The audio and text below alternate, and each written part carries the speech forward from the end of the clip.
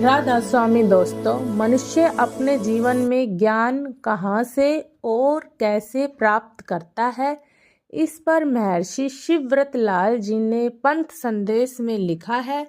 मनुष्य 3 प्रकार से अपने जीवन में ज्ञान को प्राप्त करता है। पहला, ज्ञानेंद्रियों का ज्ञान, जो शब्द, स्पर्श, रूप, रस और गंध से प्राप्त होता है।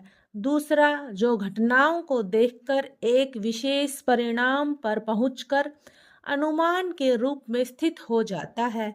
और तीसरा, जो पूर्ण मनुष्य और निस्वार्थ व्यक्तियों की गवाही और गुरुओं के वचन है। संपूर्ण जानकारी इन्हीं 3 प्रकार के ज्ञानों पर निर्भर होती है।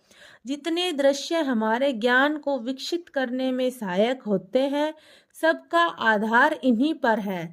साधारणतः मनुष्य अनुमान और प्रमाण को तो स्वीकार कर लेता है, परंतु संसार में ऐसे भी मनुष्य हैं जो गुरुजनों की गवाही आवश्यक न समझकर उसको व्यर्थ समझते हैं।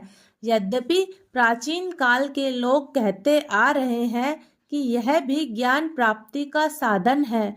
बहुत सी ऐसी बातें हैं जिनकी समझ दूसरों की गवाही के बिना नहीं होती, जैसे हमारे जन्म की तिथि, बचपन की घटनाएं आदि।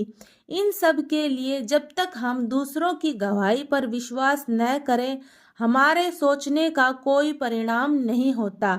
प्रमाण और अनुमान तो हम स्वयं करते हैं, परंतु शब्द उनकी कमी को पूरा करते हैं, जो दूसरों की सहायता के बिना प्राप्त नहीं हो सकता।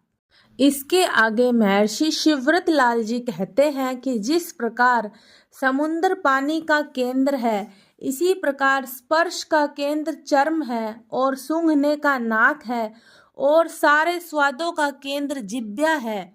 इसी तरह तमाम रूपों का केंद्र आँख है, आवाज़ों का केंद्र कान है और सारे विचारों का केंद्र मन है। इसी प्रकार तमाम ज्ञान विज्ञानों का केंद्र हृदय है। इसी तरह और तमाम वेदों का केंद्र वाणी है, तमाम कर्मों का केंद्र हाथ है। इसी तरह तमाम आनंदों का केंद्र लिंगोदय है और तमाम त्यागों का केंद्र गुदा है। और इसी तरह कुल वेदों का केंद्र वाणी है।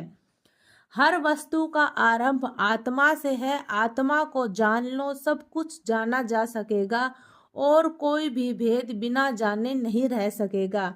जिस ज्ञान की प्यास से सब बेचैन है, वह प्यास बुझ जाएगी। ऐसी ही खूबसूरत वीडियो के लिए मेरे चैनल भक्ति संसार को सब्सक्राइब करना बिल्कुल भी ना भूलें।